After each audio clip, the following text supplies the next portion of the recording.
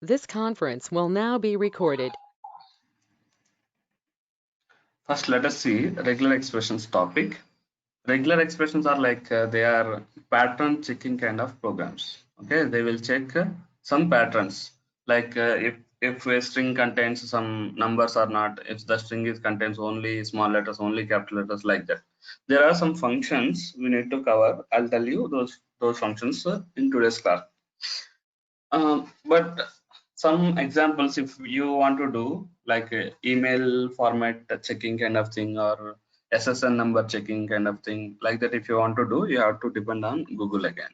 So how to write regular expression for SSN, how to write a regular expression for Gmail, email, like that. If you check, so many examples will be there. On need basis, we will be using them. Okay. For now, I'll talk about some functions available in Python which are related to regular expressions. So basically, when we are talking about regular expressions, two things we need to understand. One is compile, another one is iterate.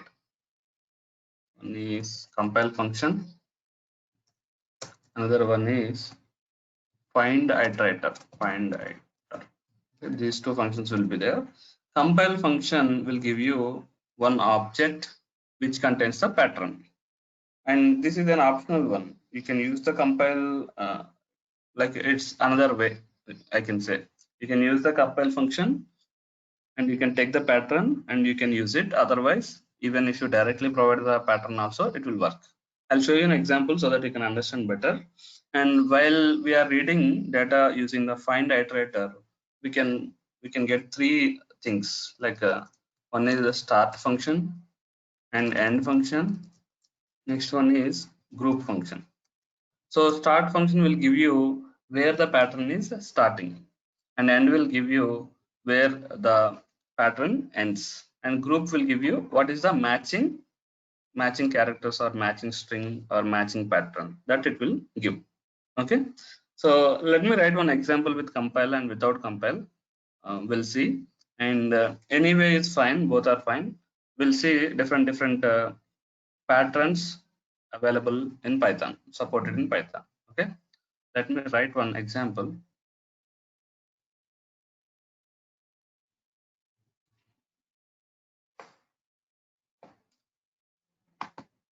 Let me add new file.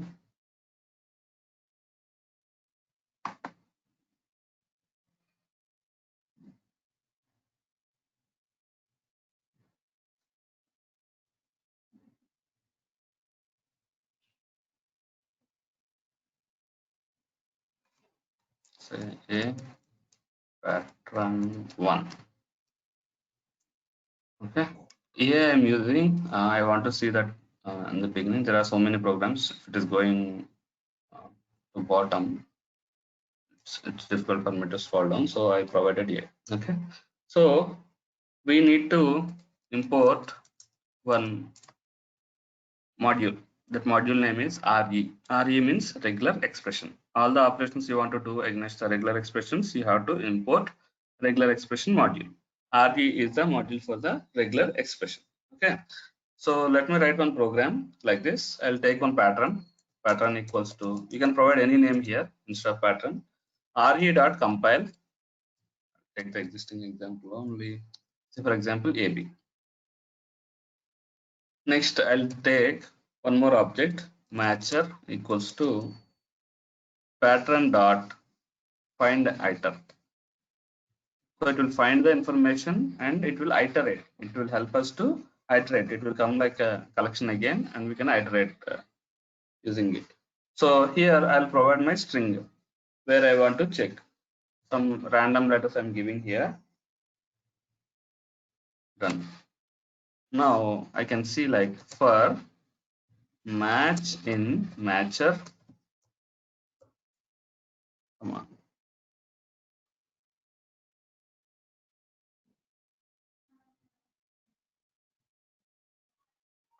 I can say for match and matcher. So matcher is the collection kind of thing. It will give the iteration kind of data.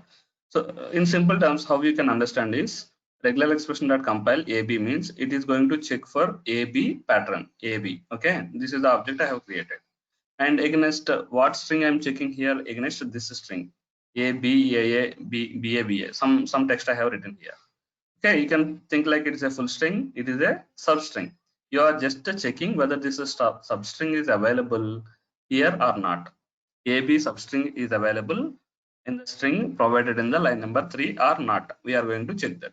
If the string is available, how many times it is available, and where it is starting, where it is ending, what is the group, matching group, like that I want to get the information. So for that I'm saying pattern dot find iter. Okay, this will find all the occurrences of AB and it will store in the matcher object. So I can loop through all the elements of matcher and I can print the required details for me. Like this, I'll print as I said match dot start. Start function is there, and match dot end function is there. Also have match dot group function is there. Group will give you a matching group. Okay, that's it. This is what I want to print for now. Let me run this program. Run a pattern. For now, I have hard coded these values. Okay, but you can take from user input or anything. You can do it. See here, first iteration I got like a 0, 2, and the group is AB. Group will always be AB only because we are matching with AB, right? So 0 and 2. See here, this is the first match it found. AB is the first match. It starts with 0 and ends with 1. Okay, so end again gives you the exclusive value. It's not inclusive value. So if end value is 2 means up to 1 the pattern is matching. Okay, next matching, where is the next matching? Next matching is here, AB. Okay, see here 3 and 5. 3 and 5 are the start and end of the match. Next here, immediately we have here AB. Okay, see 5 Sir, and 7. Yeah. sir, I have a doubt, sir. Sir, in Yeah. this line number 3, what does this thing do, sir? It will arrange all this AB in a list or collection, sir. Matcher one. Uh, yes, sir. Let us. It's like an iteration variable. Let's say type of matcher.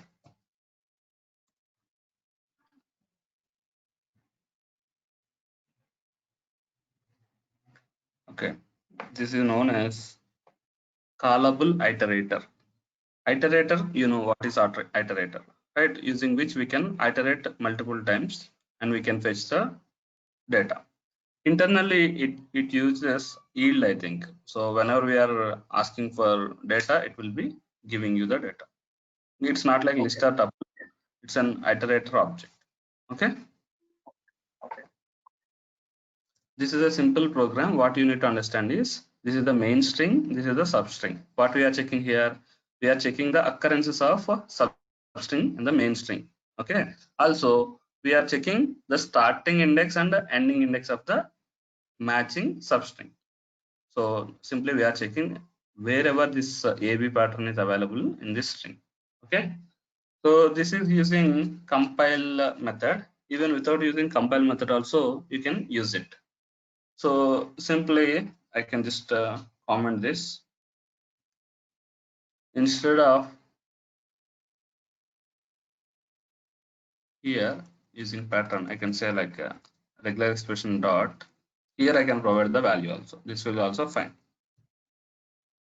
Same thing, there is no difference. That is other way, this is another way. That's it. There are two ways. You can say regular expression dot find iterator.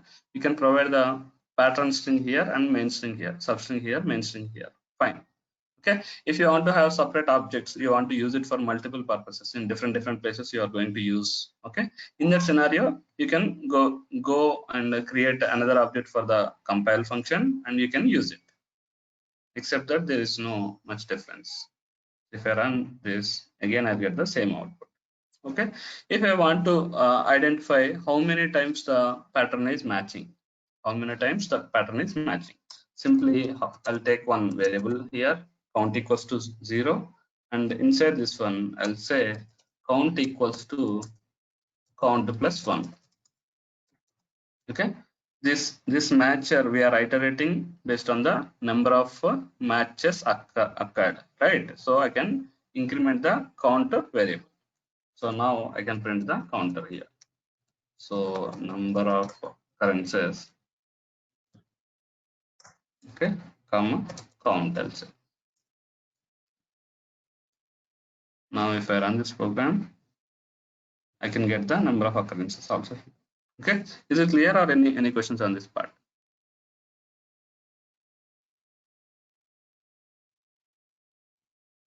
If this is clear, I'll list out some character classes and I'll use the same program to show you different examples.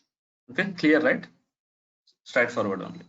Next, we need to understand predefined character classes. We need to understand character classes. We need to understand. Okay, let me list out them. Character classes. I'll list out them first, then we'll see the output in the program. Say I can say A, B, C like this. Okay, if I say a pattern like this, then it will check for either A or B or C. Okay, it will check whether A is existing in the main string or not, B is existing in the main string or not, C is existing in the main string or not. Like that, it will check. Okay, so let me write the program for it. So instead of this, I'll take one common string which will help us to check everything. So 7A B at the rate A9Z. I'm giving some mixture of characters here, combination of characters, so that we can check different patterns here. Okay, so first I'll try with ABC. Here I'll say ABC. ABC. Let us run it. See here. So in the string, what it is checking? It is checking for, when you say square brackets, means it will check for R type of condition. Okay, whether A is available in the string or not, whether B is available in the string or not, whether C is available in the string or not. Okay, again I'm telling you the pattern and the string I'm hard coding here just to simplify the example. Okay, you can take it from the user input or from database, whatever, from file reading, whatever you want to do, you can do it. Okay, so in a string you want to check whether specific characters are available or not. Specific characters are available. Okay, you have some coupon code or you have some item barcode. You want to check that item belongs to June month or not. To check that, you have some keywords, some J, U, N should be there. Okay, J or U or N. If it is containing either of J, U or N, that means that coupon belongs to June month coupon. Like that, you want to check some pattern, for example.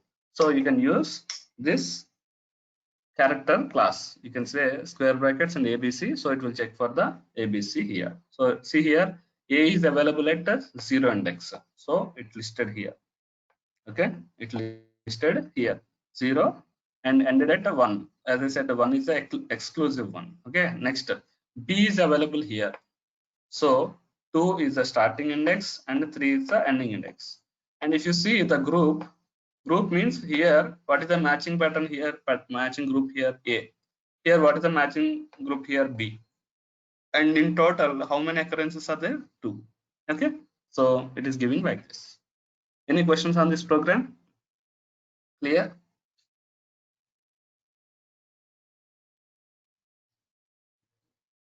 It's a simple, straightforward program. So if you have any questions, let me know. Okay, good. We'll take next class pattern. Next class pattern is cap ABC. So this is for except A comma B comma C. Okay. Previously, if A or B or C contains, it is considering. Now, if they are not containing in the string, then it will consider. Okay, cap ABC. Let me run the same program. Here I'll say cap. Okay. These are the things we need to remember. That's it. Or you can, on need basis, you can search in the Google also. Okay, there is no big logic behind it. Like you have to check which pattern I have to use for which purpose. That's it. when we are taking dynamically, how should we say re dot find iter? Ganesh, when I say input like this, actually, say for example, str equals to input enter main string. Okay, I'll say like this. Here, instead of providing this string, I'll say str. Okay. And the pattern also, if you want to read from the user input, yes, you can read. Or you want to keep them in a database, the main string and this pattern string, yes, you are allowed to do that. That is what I mean. Like instead of hard coding, you can read from anywhere means. Okay. They are just variables. They are just, it's one string. This is another string. That's it. Okay. We are considering that a string related pattern only. Okay. No problem. Okay. So yeah, with cap we are trying, right? Let me run this. See here. 7 it is you have to understand this right hand side parts, group parts. Okay, 7 is not in the ABC, right? So it considered the 7. It is giving the start and end index. Fine. At the rate not belongs to ABC. K 9 Z. Okay, these are all coming. These are all not available in the pattern. So cap, and if you provide some characters, it will consider the characters which are not matching with the characters available in this pattern. Okay, so cap except we have seen and include we have seen. Let us see for next one. If I say a hyphen z, okay, so it will consider all lower case alphabets. Okay, next if I say a capital Z, uppercase alphabets, it will consider like this. Okay, let us see here. I'll say a hyphen Z. Okay, now if I run this, see a small v small k small z, it considered, right? So if I say a hyphen z, it will consider all the small character letters here. If I say capital A hyphen capital Z, for example, okay, let us see now. Here there is no capital letter, so let me add some capital letters. A 7 B 9, some data I have added here. Okay, let me run this now. See, it considered capital A, it considered the capital B also. Okay, if you say A hyphen Z, and if you provide in capital letters, it will consider the capital letters. If you say small letters, it will consider the small letters. Can I try like this? Let me see. See, considered both capital letters and both small letters. I mean small alphabets. It is not considering the numbers. It is considering all the alphabets. Either it is a smaller case or it's a uppercase. So let me write this also for your reference. So if I say like this, to consider all alphabets. Okay. Then next, how to check the numbers based on these three examples: a hyphen z, capital A hyphen capital Z. By seeing these examples, you can guess. If I want to consider only numbers, only digits, how can I do? It's very simple. 0 hyphen 9. It will consider only numbers, right? 0 hyphen 9. Let us see now. See here, 7 9 7 9. So only I have numbers like 7 9 7 9 in my string, so it consider only those numbers, and number of occurrences are 4. Okay,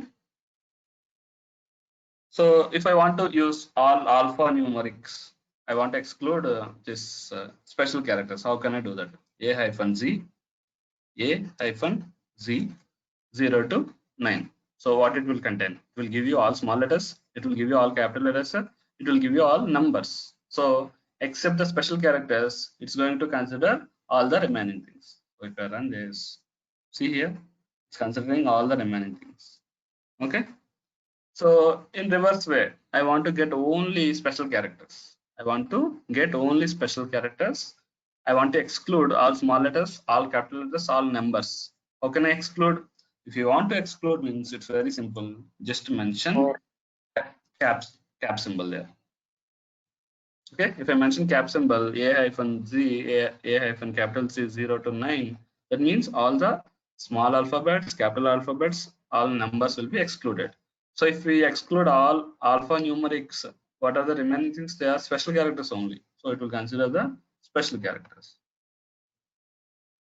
See here, only one special character is available in my string, that is at the rate. So it has given the it has considered the at the rate, and its starting index and ending index it is showing 3 and 4. Okay, these are different character classes we have. Is it clear, guys?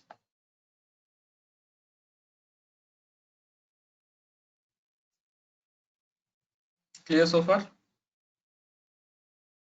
Next we have some more predefined character classes.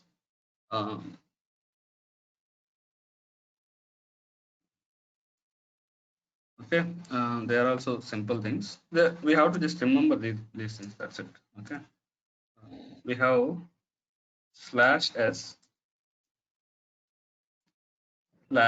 capital S /d capital D \w capital W. Okay. Here, small means include, capital means exclude. Okay, small letters means include, capital letters means exclude. Let us see what is the purpose. So, purpose of S is to check the space. Okay, whether space is available in your string or not. Okay, it will consider all spaces. D means digits. So, numbers it will consider. It considers words. Okay, W means words. Words means except the special characters, it contains anything. Okay, also we have dot. Dot means any character including special characters. It includes everything. Okay, dot, everything I can say. Let us try one by one, we'll see. So first I'll say \s, small s. Okay, that means space. If I run this, 0 occurrences. Why? I do not have any space in my program, in my pattern string, right? So let me take one space here somewhere. I'll take space here somewhere. Let me save it. Let me run this now. Space exists at 4 and set 5. And when I'm printing match group, of course, it might have printed the space here. Yeah, the space is there. It's not visible for us. Number of occurrences 1. Okay. So now I'll do the reverse way. Except space, consider everything. I'll say capital S. Okay. So now if I run, see here, except space, all the remaining characters are considered here now. Okay, this is about space. Next, we have small d and capital D. Small d, if I use, it will consider all the digits. So all the digits are considered here. If I say capital D, except the numbers, it will consider the remaining things, including space also. See here, A, B, @ space, K, Z, capital A, capital B. So except the numbers, it considers everything, including special characters and spaces also. Okay. Next one is W. W means word. Word means it will consider like numbers and alphabets. Okay, numbers and alphabets. Words will contain numbers and alphabets only, right? So it considers them, and the special characters are excluded here. Special characters and spaces are excluded here. Okay, when I say capital W, it will consider the reverse way. So it will give you only special characters and spaces. Special characters and spaces. What if I say dot? Dot means it will consider everything. So for every character's occurrence, it has given. It's like any kind of pattern checking.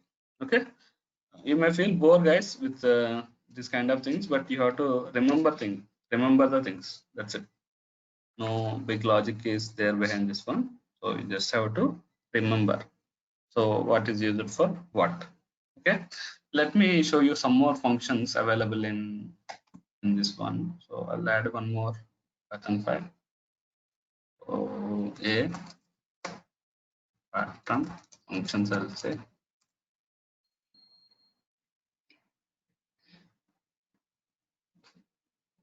So we have some functions like match function, full match function, search function, find all, find iter, sub, like that. We have some different functions are available.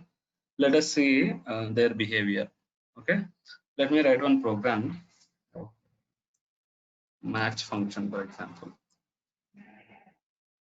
Import regular expression. Okay, I'll take some input here, or I'll hard code. So you can take input or hard code, fine. So I'll say ABC, and I'll take like this regular expression dot match.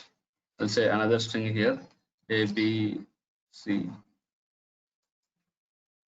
I'm using existing example. Confusion. Done. If m not equals to none, print match is available.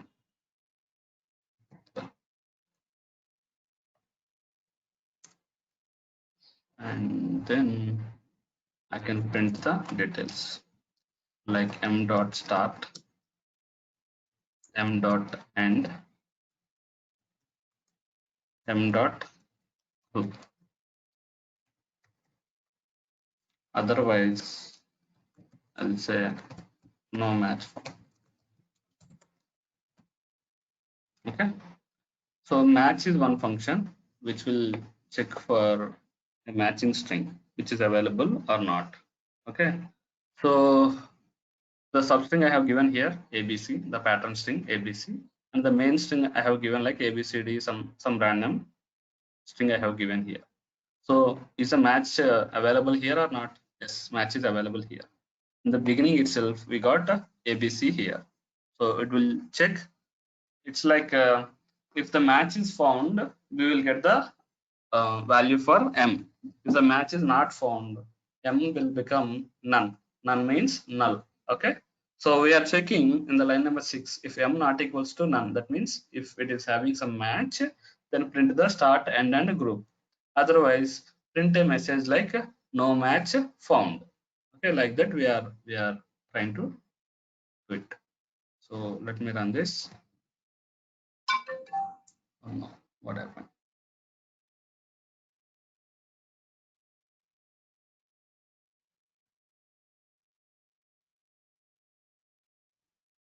Line number 4. Okay, so sorry, I forgot here. I did not provide the pattern here.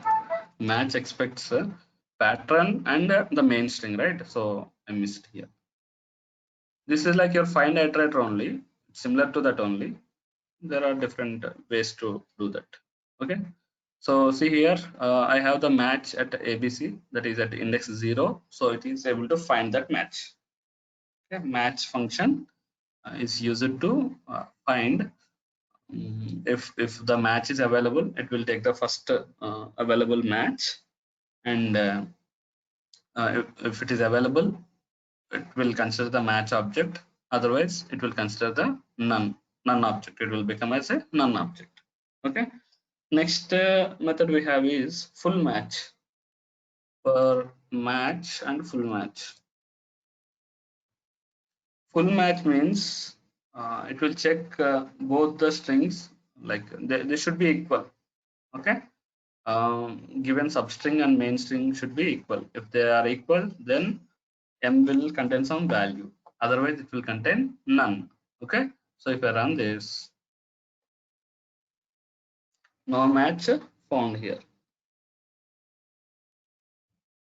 Okay, so if I write the same string here, if I run this, see, match is available. So when you want to check the full match, you can use the full match method. Of course, why should I For example, if I want to compare two strings, I can use like string equals to string. Okay, that is simple and fine. I don't import regular expression and create an object for full match and like that. Okay, so it depends upon your need and the way you are coding. Okay, it depends upon your situation and the standards. Okay, there is a availability is there. If you want, you can search. I mean, you can use it. Otherwise, you can find for the different ways. Okay, match we have seen, full match we have seen. There is one more thing called search. Here, remaining all are same, so I'm not changing anything. Search also there. What search will do? Search will find the first occurrence of the string. Okay, but now I want to keep it here. Okay, search means it's like starts with. See here, match is available. It is finding the first match pattern. Okay, wherever the first time the string is available, that object it will consider. Search. Next we have find all.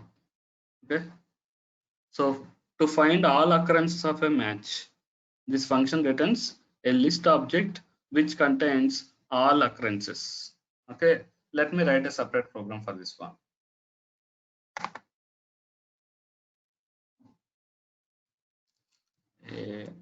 Find all, say import re regular expression, say some l equals to list equals to re dot find all. Okay, here I'll provide some pattern like a 0-9. Okay, done.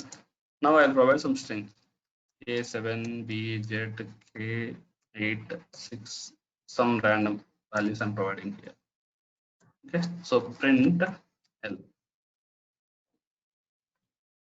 You want to check whether a specific pattern is existing or not in a string. Okay, also I want to return those values into one list object. In that situations I can use find all. Find all will find all the characters, all the string for the matching pattern, and it will return one list kind of object. If you want to do that, yes, you can use it. Okay, so what are the all matching values available? 7, 8, 6 and 9. Okay, so I provided here to consider only numbers. So there are 4 numbers available here. All the 4 numbers are considered and they are converted into one list object and they are assigned to L variable. When I'm printing L, so it is printing the list data. You can print the entire L, the list object, or if you want to perform any iteration operations or you want to do any other operations, yes, you can do it. Okay. Okay. Similar to this one, we have substitution also. Okay. So I'm taking the same example. So here I want to replace with @ wherever I have some numbers. Okay, so for some reason I have a requirement, my pattern should not accept the numbers. Whenever there are some numbers, I want to make them as dummy by providing some special character to it. Okay, in that situations what I have is similar thing, only I can use it. So what I can do is I have an option called sub. Okay, sub means substitution. What it will do is it will substitute whenever the numbers are available. Not only numbers, here I have mentioned matching pattern as numbers. So whenever there are numbers available in the main string, so that numbers will be replaced with some dummy value. Whatever the value you want to provide, you can provide that. Okay, so for example here I'll say maybe dollar. Okay, if I save it, so what is the meaning of this statement? So in this main string, it will check whether there are any numbers or not. wherever the number is available, that numbers will be substituted with a dollar symbol. Okay, so if I run this, see here, so in this string I have 4 numbers, 7, 8, 6, 9. All those numbers will be replaced with a dollar symbol, and the entire final string will be assigned to variable L.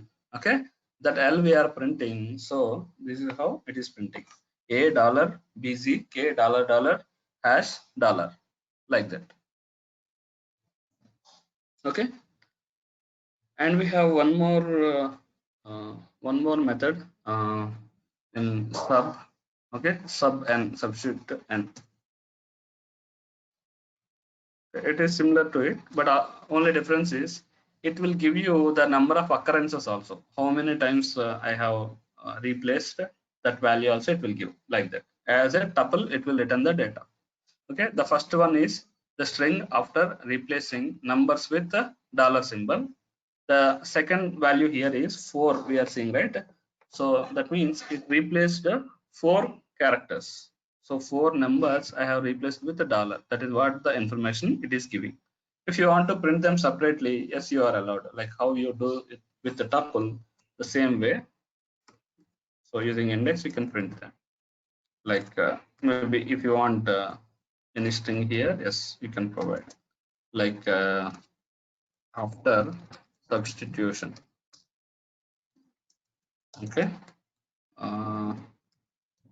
Maybe we can say number of substitutions.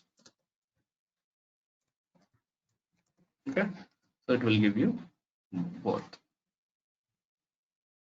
So after substitution, the string is like that, and the number of substitutions are 4. Okay, these are different like a find and substitute kind of things. We need to see one more example about split. Okay, yeah. When you have some string with you, you want to split it and want to store into one list, for example. Yes, you can do that using the patterns. Okay, how to do that? Like split. It's very simple. I'm just importing regular expression. Okay, I'll take like a regular expression dot split. I need to provide separator here. Okay, first I need to provide the separator. Then I have to provide the actual string. Actual string is like this: Sunday, comma, Monday, comma, Tuesday, Wednesday. Like that, I have some string. Okay, this is my actual string, main string. Okay, I want to split this string into list object. Based on which character, based on which delimiter, based on the comma delimiter, I want to split this string into list object. Okay, how can I do that?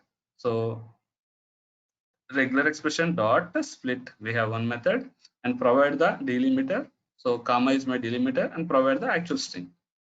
Now this string will be split into 4 items: Sunday, Monday, Tuesday, and Wednesday. And these collection of list values will be stored into object called L. Okay, so if I print L,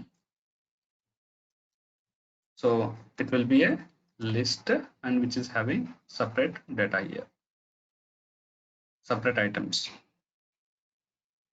See here, if you want to iterate through all the elements and if you want to print them, yes, you are allowed. For I in L, print I. Yes, same. Whatever the operations you want to perform against the list, yes, you are allowed to print. It's giving extra space. Okay, here I provided spaces. Here after comma I provided spaces, so consider the spaces also. Okay, if I want to consider comma and space as a delimiter, as I am allowed here. Okay, comma and space considered as a delimiter. See, so it is considering comma and space as a delimiter and remaining all the characters as a string, and it is splitting the data. Okay, so these are different regular expressions functions. They are available for us. So So you just have to remember and refer them. Okay, there is no other way. On need basis, you will be using them. Okay, any questions so far? Sir, this is like a normal split only, right? When we give a string in normal programming, Yes, that post is what. Java we learned it. Yeah, same. There is no difference. Even for comparing, also find all, also it's a comparison, right? So either yes, you can use, no problem.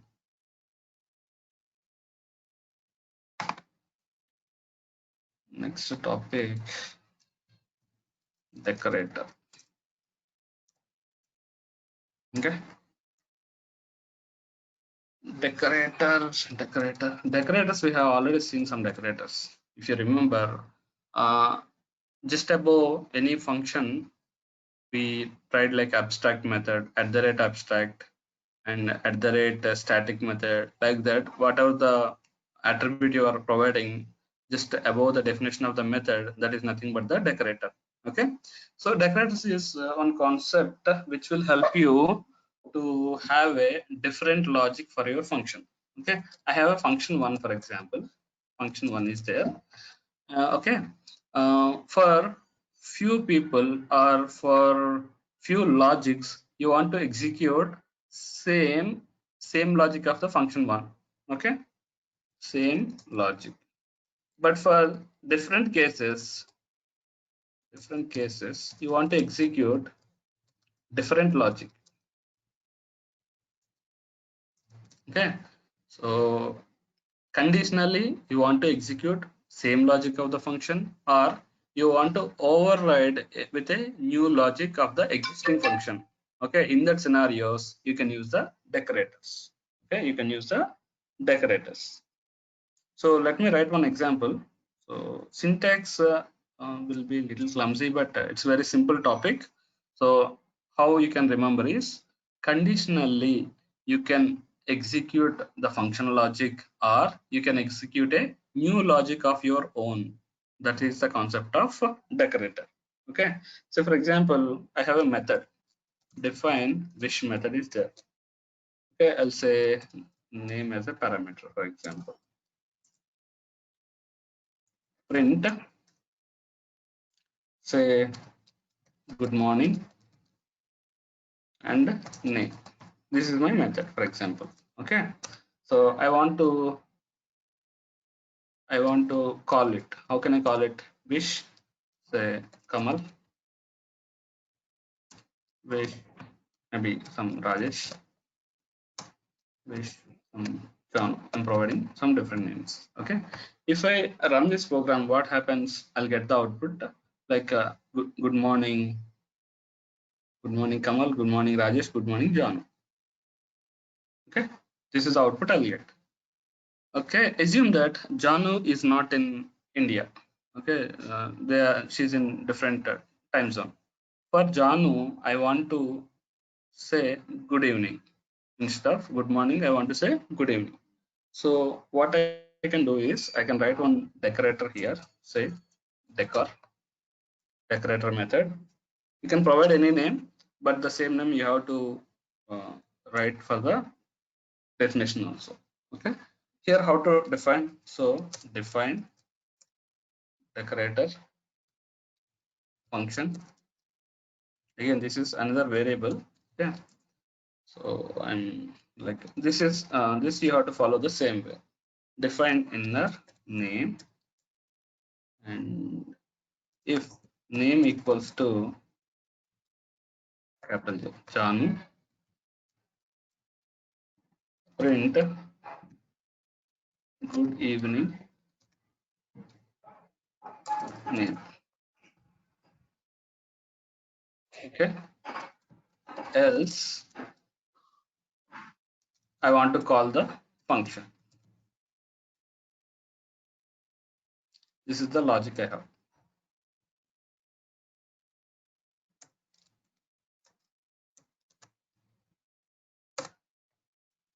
Okay, I think except that decorator part, it's very clear to everyone. Okay, from line number 11 to line number 16, it's very clear to everyone. We have just declared one method and we are calling that method with different values. When we are calling it with different values, it is executing the same logic. Okay. Using decorators, I want to execute different logic when name is Janu. Okay, for that what I'm saying here is just above my function name, I'm saying one attribute. I'm providing one attribute. That attribute name is decor. Okay, decorator. Okay, for this decorator, I have to provide one definition here. Okay, whatever the name you are providing here, the same name you have to provide here. Okay, decor. I'm defining the decorator here. So uh, what is the parameter here? Parameter is function. Instead of value, the function is the parameter here. So you will pass one function here. So when you are passing the function here, against the function, you are writing some logic here. Against the function, you are writing the logic here. So that you are here from line number 3 to line number 8, you are providing a new definition for the function. You are providing a new definition to the function, and you are returning the inner. You are returning the inner means the new function related logic will be returned. Okay, so it's like a define inner means you are rewriting the function. You are overwriting the logic. With what logic you are overwriting? If name equals to Janu, print good evening name. Okay, that is fine. Else, if it is not Janu, what you are saying? Return here. What you are saying? Else function and name. Function means whatever the function you are calling, that is wish function. Name means whatever the parameter which is available in the wish function. Okay, this syntax you have to remember. The concept is simple. Like conditionally, you are executing a different logic here, or you are simply executing the wish method logic. So executing wish method logic means you are saying function of name. Function is nothing but wish. Name means this name variable. So return inner. So now if I call wish method, see here, I don't have to call decorator method. I'll just call wish method only. When I'm calling wish method, wish Kamal, what happens here? It will come here.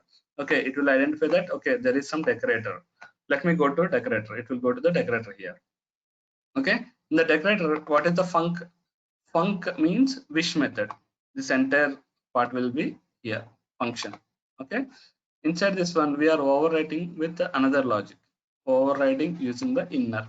Okay, so inner means nothing but your function name. This name value will be replaced here.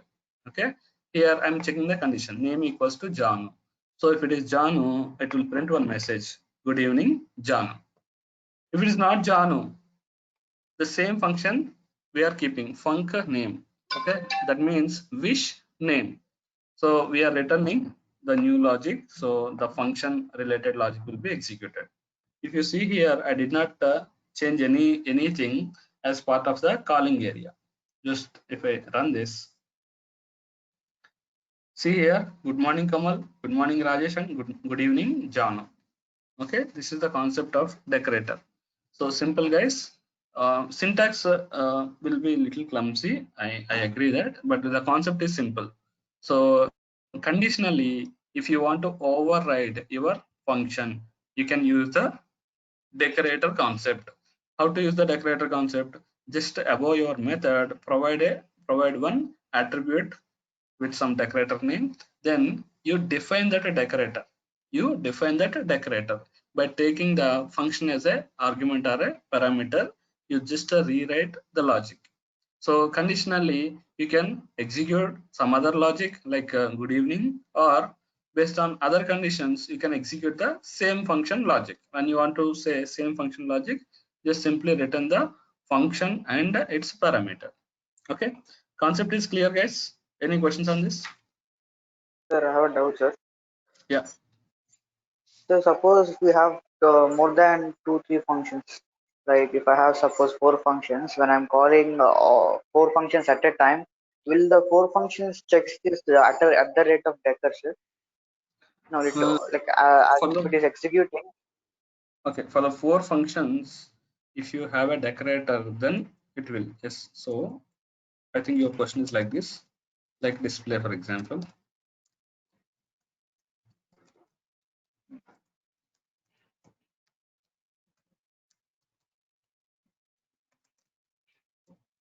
Is it your question? like, And like that. like decor? Yes. Okay, let's call it instead of wish here, let's call display. Sir, and Or what will the func will become, sir? That decker parameter you are passing as a function, right? So one second, whatever name you are calling. Okay. 1 second, then 1 second. So one by one, let us see. Others will also understand. I think your first question is this one, right? Yes, sir. You have different methods and same decorator you are using, okay, and you are calling it. It will work, okay. So good morning, Kamal, blah blah blah. Good evening, John. Hello, Kamal. Hello, Rajesh. Good evening, John. Okay. So I think first question is clear. So next question. Uh, this uh, uh, this parameter is there, right, sir? Func func that decorator. No, Yeah, I just want to know how does it depend? It depends on the function call or depends on some other parameter. it depends upon the function you are calling. So when you are calling which Okay. function, okay, in line number 18, you are calling wish function. So at that time, that func will become wish. Okay. In the line number 21, you are calling display function. At that time, the func will become display. Here we are passing the function as a parameter, not the value. Function itself as a parameter for the func. And you are redefining that function if the condition satisfies. Yes. Okay. Condition is optional. Like, okay. Uh, irrespective of conditions, you want to execute new logic. Yes, you can write. Here, instead of conditionally, if you want, yes, you can. No, I want to completely override. Whenever people are calling wish method, I don't want to execute the existing logic. I want to execute the new logic. Yes, you are allowed. And what is this return for, sir? Return inner you gave, right? So Return inner is a keyword of the decorator. Like it will return the function. So here you are making some changes, right? So okay. so the changes, that function related change, like it's like your func only here. You are just overriding it. After overriding your logic, you are returning it. From where it called. Suppose we're calling display, it will return there like that. Correct, exactly. Yes. Okay. Okay, sir. Okay.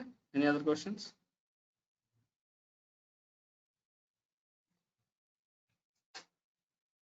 Clear, guys? So remember the concept. Okay. Syntax you can find anytime. Try to remember the concept. Like when you have a method, when you want to have a decoration kind of thing for this one, like optionally you want to execute the same logic, or conditionally you want to execute a different logic. Yes, you are allowed to do that. How can you do that? Using the decorators. Okay. Next one small thing is there called generators.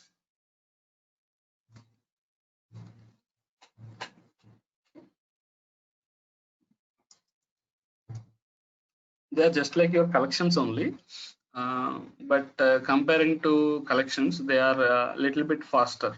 Okay, slightly the performance is better comparing to collections.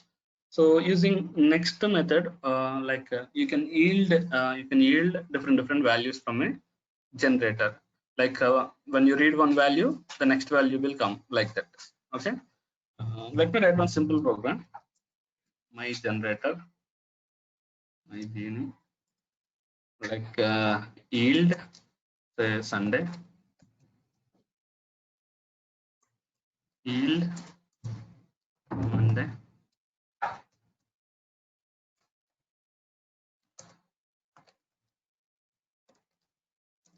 okay. I'm writing like this. Okay, this is my generator method. That's it.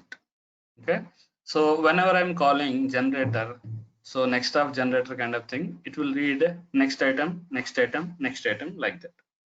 Okay, for that I have to create an object. So g equals to my genie then I'll print next of G. Okay. So when I say next of G, what happens is it will yield the Sunday, and Sunday will be printed. Okay. So G object will have the index 1 next time. So it will remember, okay, Sunday is already retrieved. It will be waiting for next object. So next time if you are calling again, it will get the next item like this. For example, you want to perform some operation against a collection, and one at a time you want to do. Okay, different people are calling the G object, for example. So if A, B, C, three people are there, three people are accessing G object.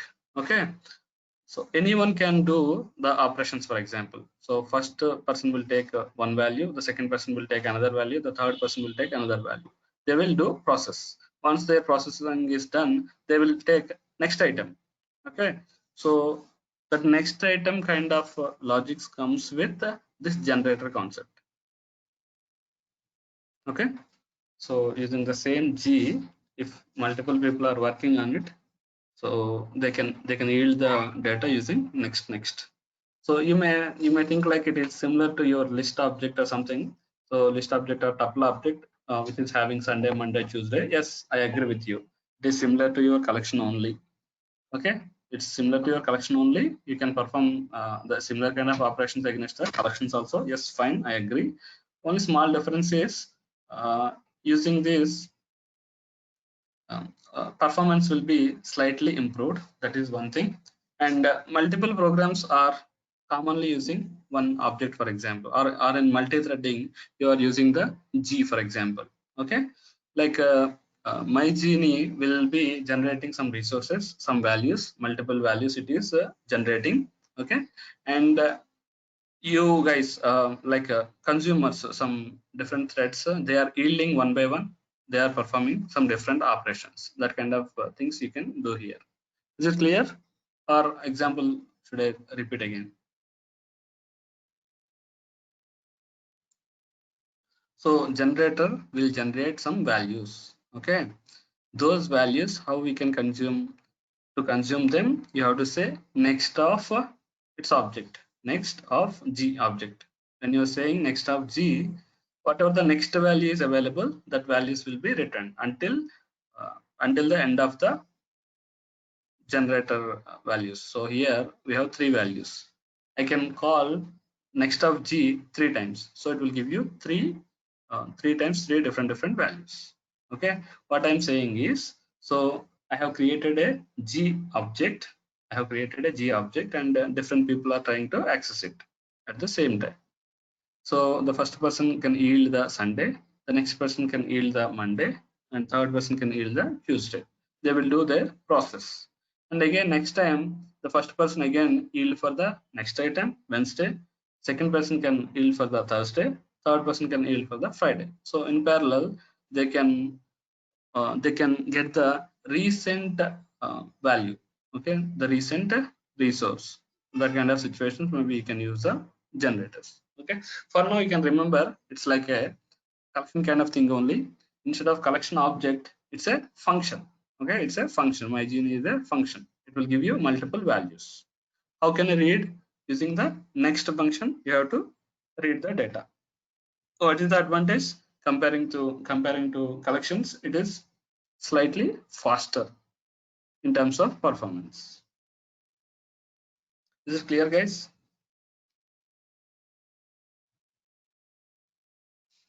Any questions on this? Sir, is MyGene compulsory, sir, or can just No, give it another name? Any name is fine. Any name you can provide. Little bit confusing. Okay, is the program clear, Harini? Program is clear, at least concept. So it's a collection of items. Just remember, it's kind of collection of items. So whenever you are calling, it will give you one item. Whenever you are calling my Genie function, it will give you one item. one item at a time. So once it gives the one item, it will point to the next item. Next time, whenever you are calling it, it will give you next item. Yielding means giving next item kind of thing. Okay, so generators are used to generate some values and to give one after one, like that. Okay, just remember this example for generators. That is enough, guys. If someone asks you what is generator, you can tell them this example and you're done, you're good with it. Okay, in real time, do we use it regularly? No. Can't we use print next of G to read few lines? Mahati, it's a good question. No, actually, that is the point here. When you call next of G, it will give you one value at a time.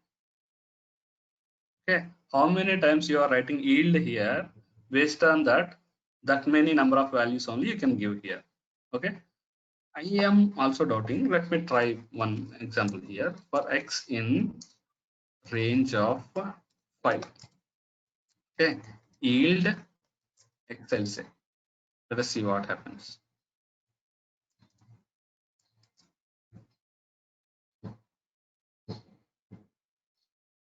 See here, what happened here? I have written some logic in the myGenie function, using which I can produce 5 different values: 0, 1, 2, 3, 4. 5 values I am producing in the myGenie generator. Okay, done. How many times you are calling? Based on that, it will give you the values. So when I call first time next of G in the line number 8, it has given 0. Next time when I called next of Z in the line number 9, it has given 1. Next time when I'm calling, it is giving set next value. Okay, like that, I can still call 2 more times. 2 more values it will give. What if I call 6th time? Let us see. See here, I'm getting all the 5 values here. So it's like a counter, you can say. It's like a booth which will give one item at a time when you are asking. It will give you only one token at a time till the tokens are available. Give an exception. Yeah.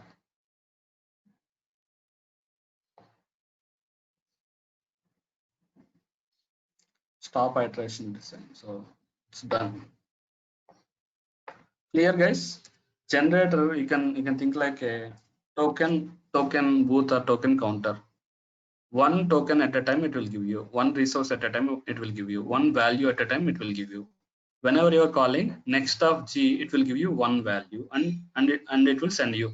Okay, next time when you are coming, when you are asking for it, it will give you only one value and it will send you. Like that it happens. Okay, at a time when you want to give some one value like that, you can use it. Okay, clear, guys?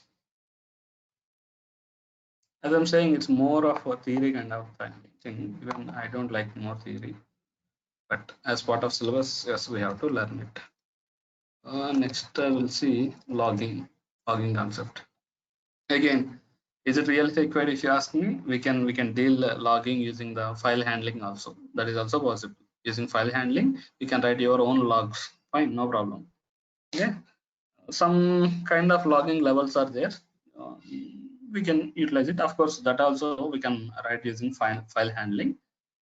As part of syllabus, this topic is there. Let us discuss. Okay. So logging means actually when you are writing programs, so we write some logs. Okay, logs means like when a specific function is called, what are the values coming to it. Some important functions are there. For example, critical functions are there, critical logics are there. There you will log the values into some log files. What is the advantage? The main advantage is when you are developing a program, you will have every control on the program. So you can debug the program, you can troubleshoot the program, you can put a debugger pointer and you can check what are the different values coming to your program, like that. Okay, that's fine. But once your program is in the production, once it is in the live machine, live server, you do not have the access to debug the program.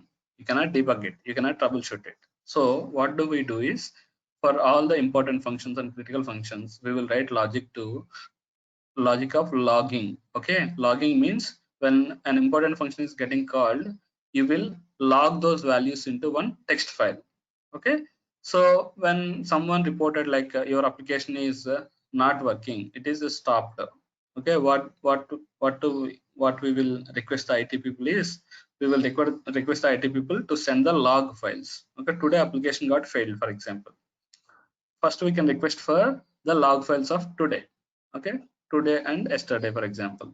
We will see the log files like till what function it is executed, till what operation, till what logic it is executed. Based on the logics, we can see the logics and we can understand. So if some values is not coming properly, yes, we can identify using the logs, and we can inform them, okay, based on this value it is failing, so please try to provide the right value. Like that you can get you can do some up to some level of troubleshooting. Okay, for troubleshooting purpose and for debugging purpose, we use the logging mechanism. Okay, this is also very simple concept. There are different levels of logs available for us: critical logs, error logs, warning logs, info logs, debug logs, and not set. Okay, there are different types of logging levels available. Okay, so first let me show you how to write one log file, then we'll discuss about the logging levels. Okay, so for this purpose, what I need is, again, I need to import one logging module. Import logging module. Okay, so next what I need to say is, I have to say basic configuration. So log, I can say like logging dot basic config. See here, intelligence is telling me what I have to use here. Dot basic config, file name, file mode, and form of login. Actually, we'll provide the logging level here. We'll talk about it in a moment. So for now, what I'll say is basic logging. I'll say log.txt. By default, file will be opened in append mode. Files will be opened in append mode, and it will be adding the data. Even if you don't provide anything, also fine as a mode. Next, we have to pass as level. Level equals to logging dot warning. I'll talk about this in a moment. What is warning? What are the different types of loggings here? Level, I'll be talking in a moment. Okay. So when this line, when the line number 2 gets executed, what happens is log.txt file will be created. Okay, and that will be created in append mode. So next time when you are adding some logs, it will add the data to it. Okay, so how to log it actually? So you can say logging dot warning, and you can say message. Say it is a warning message. Okay, so warning, what is warning? Actually, based on the severity of the error, you can say it is a warning, it is a critical, it is an error. Like that you can mention. Okay, let us see first with a basic example, one simple example. So I have imported logging module. Then I said the logging dot basic config. Basic config is the method used to create one log file. Okay, next I have passed log.txt, so it will create the log file if it is not available. If it is already available, it will start overriding it. Next, level I have to provide. Level equals to logging.warning. So up to what level you want to log? For me, I don't want to log everything. Okay, I don't want to log every level of error. For example, only certain level of errors only I want to log. So that will be decided based on the level parameter. Okay, I will tell you what are the different values for this one in a moment. Okay, next I said the logging dot warning. It is a warning message I mentioned like this. Okay, let me run this. We'll see the output.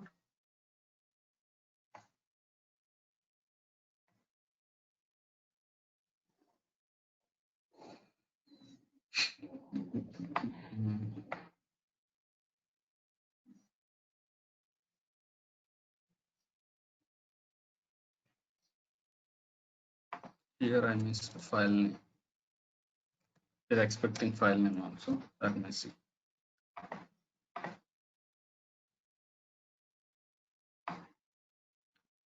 Logging.basic config level equals to logging.warning. It's failing. That case sensitive. Warning.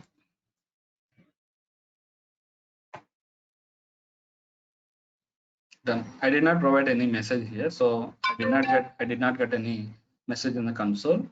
Where I need to check is in the same folder. I did not provide any path here. I said log.txt. So in the same folder where my program is getting executed, in the same folder, it should create one log file for me. Okay. See here, log.txt. See here, warning root. It is a warning message. So it will give you the type of error, and it will give you the message also here. Okay, there are different types of errors here available. Let me write those here. Where is my login? Yeah. I'll write in the same order so that you can understand. So what I mean by this debugging critical and all. So let me copy this.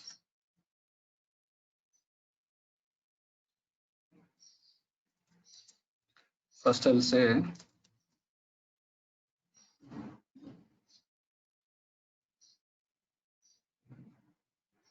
debug.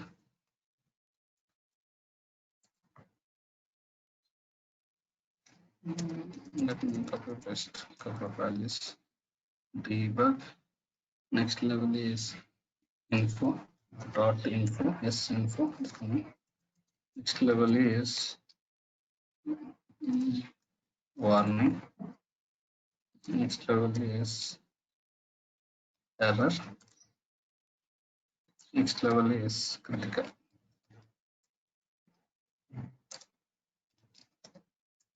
Okay, these are different levels of errors. Okay, so here I'll say this is the debug message. Next, info message. Next is warning find.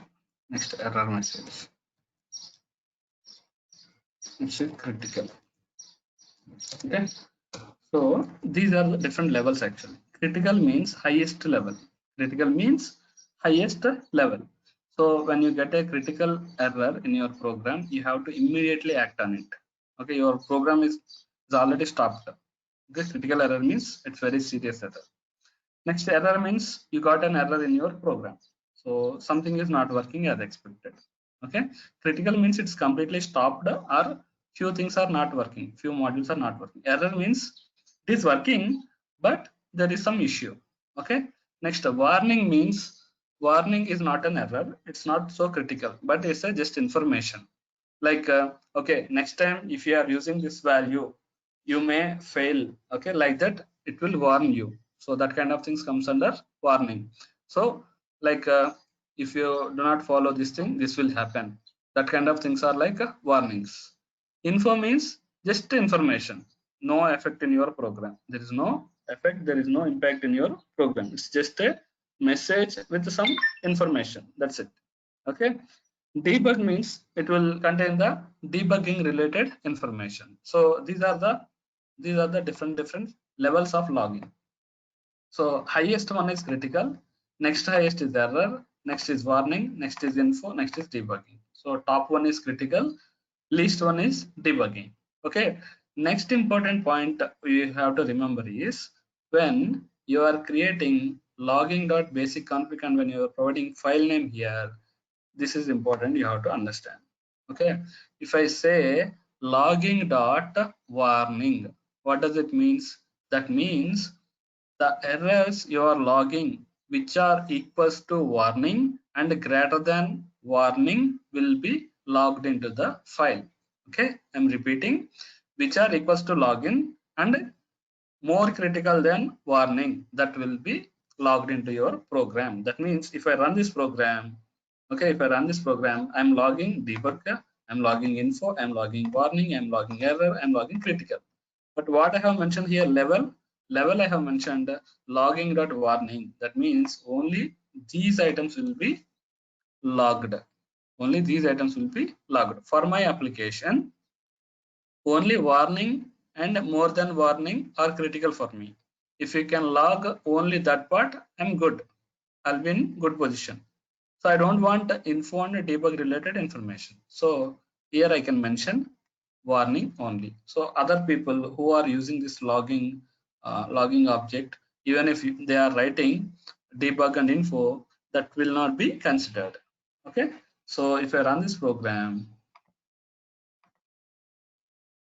it's executed successfully. Let me open this. See here, this line came because of the previous execution. Okay. See here, warning is coming here, error is coming here, critical is coming here, but not debug and info. These are not logged. These are not logged. Okay. Say for example here, debug is the least one. So I'll say debug. Okay. If I log debug, let me remove this for now. If I run this, executed successfully. See here, all types of errors are logged here. Okay. Based on this debug info warning, you can export this data and to maybe Excel or something. You can filter the data based on, okay, I want to consider only critical issues. You can filter. I want to consider only errors. You can filter. You want to consider only warning. You can filter. So for that purpose only, this warning, this error, this critical will be used. Okay. But in fact, using file operation systems, you remember the file handling, right? There also you can open the file and you can add the data. That is fine. No issues. Okay. Here some advantages like you will get some what level of errors you want to log and filtering, that kind of thing it will give. Okay. Guys, here I'm writing logging.debug, logging.info, logging.warning directly. Okay. In real time, do we write like this? No, actually. So you have to understand this way. You know exception handling concept. Exception handling concept. If you have a method, let me write an example here. Say you have a method, right, connected to DB. There is one method like this. Okay, this is very critical method for you. Okay, you will write your code like this. Try, you write the logic here, except you will write here some logic here, and finally you will write the logic here. Okay, where do we use the logging mechanism? Okay, whenever you are getting the exceptions. So any issue which is coming in the connected to DB method, that is critical for you. Okay, that is critical for you. Here you will write the logic logging dot critical and DB connection issue. And if you want to add some more information, like what is the connection string you have used, what is the username you have used, database name you have used, like that, if you want to add, yes, you can add it. Okay. And finally, for example, in finally section, I want just information like logging dot info of connection closed successfully. Connection closed successfully is just an information. Okay, I just want to have that information, like whether the connection is closed successfully or not. Yes, that is available. When something related to database connectivity is happened, okay, I want to consider it as a critical issue. I want to log it, then we will log it like this. Okay, based on the severity of the exception, based on the severity of the logic you are executing, you will be logging using different functions like critical, error, warning, info, debug, like that. Okay, if you want to show some debug information here, logging.debug, say debug. So some DB name you want to print, username you want to print, or any other information like query you want to see whether it's query is correct or not. Yes, you you can print this information, you can log this information. Based on the criticality of the logic you are executing, you will be writing the logging mechanism there. Okay, just to show you an example, I have taken one plain program. Here I have written the logging mechanism, but actually where you have to write in the exception handling, and when you are writing the, when you are executing the program, like when someone started accessing your program, you want to log it. So time and date you want to mention, and the username you want to mention. So and so user session started, that information you want to log. Once he signed out, once he logged out, okay, you want to store that information by so and so time, so and so user has logged out. That kind of information you want to log, yes, login.info you can use. Okay, so some person is trying some phishing things, like he is trying to hack your application. He's trying to provide some SQL injection in the text box, or trying different passwords, something like that. Okay, you can log the warning. So 3 times if you enter the wrong password, your account will be locked. You are trying to hack the application, your account will be locked. Okay, some warnings you want to store, yes, you are allowed. Some people are doing some calculations, some divisible by 0, or some index out of range, some operations they are doing, we are getting some errors. Yes, you can log that errors. Based on the logic you are writing, you have to log, you have to use the logging mechanism, and using this logging mechanism you can log the information in the text files. Okay, is it compulsory and mandatory to use logging mechanism only? I say it's optional. You can use file handling system also. You know, right, how to open the file. F equals to file, open, and you can provide the file name, append mode. You can add that logic also. Fine. Okay. So when you are using file, when you are using files, you have to careful like where the object is open and where the object is closed. This one you can in the beginning of your program you can say logging dot basic config. And then onwards you can use logging dot debug info, whatever the functions you want to use. Yeah, go ahead, Tarun. I think you have a question. Sir, will it store in the form of text files, huh? All these Yes. things which you are giving? Yeah, text files only. Logs we use only text files. So that's why alternate option is you just do it by using files as well. Yes. You can say instead of txt log also, extension log also fine. That is also a text file.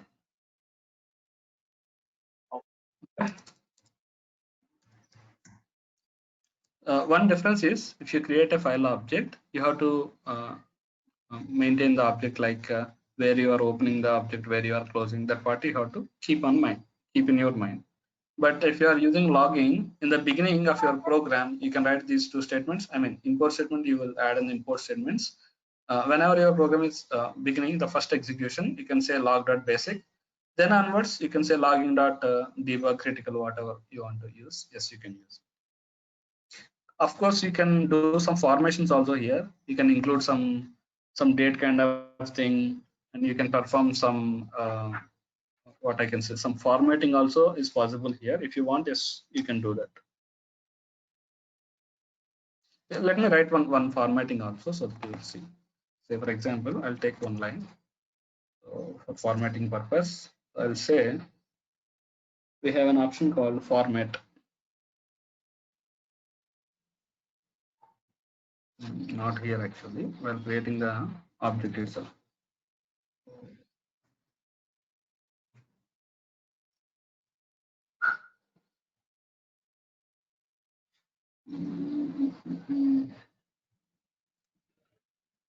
Here, I think here, format. Okay, format, I can say like this is the syntax we have to follow. Level name,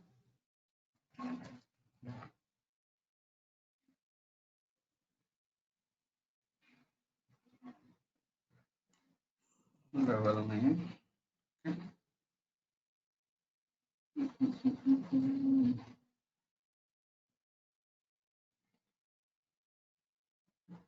percentage. I have an example. Let me see. Message. Yes. Format equals to in between single quotes percentage is level name colon percentage message. Yes.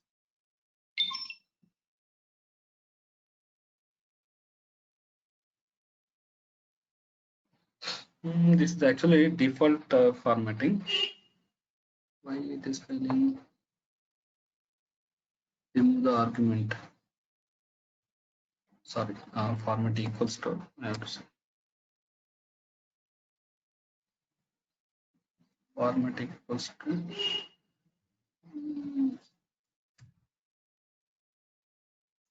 This is similar to the one we have done actually, but we'll see a different one. I want to add a time also, for example. So percentage ASC time. Yes. Okay. I can provide space or whatever I want. Okay. Any separator if I want, I can provide here. For now, I'm providing space here. Okay. The format is like this, like format different operations you have, like you can try different combinations. You can search in the Google, and we can provide time, for example. For now, I'm printing only the message only, like message and level it is printing here. Here, level it is printing and message it is printing. I don't want to do like that. I want to have some time also. In logging mechanism, if you want to have the time, you have to take the ASC time. ASC time will give you the logging time when the line, when that particular line is executing. That system time will be considered here. Okay, so whatever the value you want to have, like you have to say percentile and within the parenthesis and say yes. Okay, so here I want to consider the time. Next, I'm taking another value, level name, then I'm taking message. So I'll get the time, warning, and warning message. Time, critical, critical message. Like that, it will give me. So you can have some formatting based on your need. See here, I got the time here. I got the debug here. I got the message here. This you can format. I provided a colon. If you want any other symbol, hyphen, yes, you can provide. If you want some other text, yes, you can provide. Okay, this way you can do some formatting. Also, here we are getting some different kinds of times, right? You can format that also. So formatting, like you can mention the date format using that also. You can do it. Like you can take, yeah, you have to take another parameter like date format, date FMT. Okay, date FMT equals to, you can provide how you want to see the date. Percentage D, say slash percentage M slash percentage 5. I want to have only date, month, year only. I don't want to have the entire date string, for example. Yes, I can format the date here. See, I got date, month, and year here. Like that, you can do. So this percentile, this kind of things, they are common for date functionality in any programming language. D mentions date, M mentions month, and Y mentions the year. Okay, so this much its idea is enough for you. Important point to remember here is the level you are mentioning here.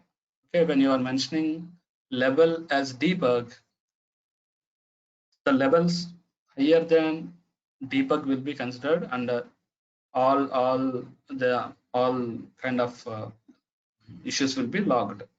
If you mention only error here, for example, only error here, logging dot error you mentioned here, only error and critical error will be logged.